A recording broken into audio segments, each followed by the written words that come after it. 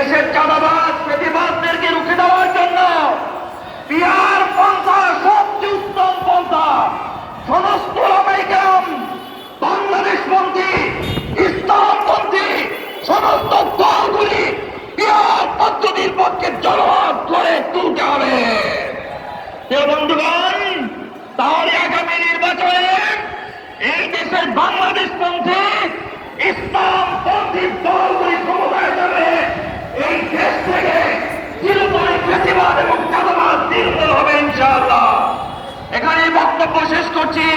রাজপথে দেখা হবে, স্লোগানে কথা হবে। আজকে প্রোগ্রামকে সাফল্যমণ্ডিত করতে মিছিলে মিছিলে আজকের প্রোগ্রাম পরিপূর্ণ হয়ে গিয়েছে।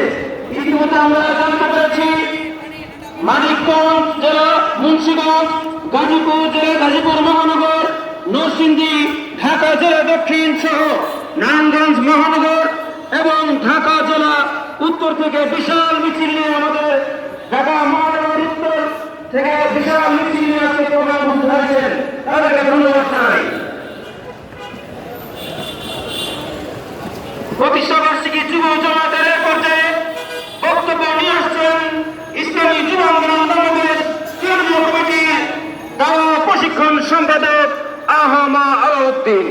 বক্তব্য নিয়ে আসছেন আহমা আলাউদ্দিন। সামনে কোনো ব্যবস্থা নেই, মেহরবানি করে।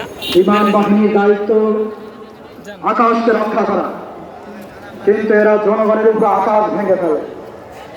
স্বাধীনতার ৫৪ বছরে প্রায় একটি শক্তিশালী আধুনিক সরঞ্জাম সম্বলিত